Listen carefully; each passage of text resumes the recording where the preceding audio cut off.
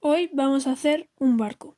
Cogemos el corcho, el cual, en caso de no tener trozos pequeños, podemos cortar y lo decoramos con los rotuladores.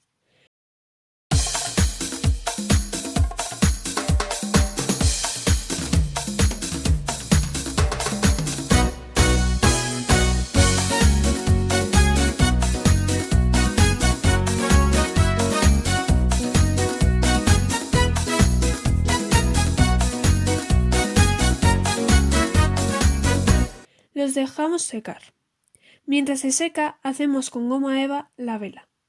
Le ponemos un palillo a la goma eva y lo sujetamos al corcho.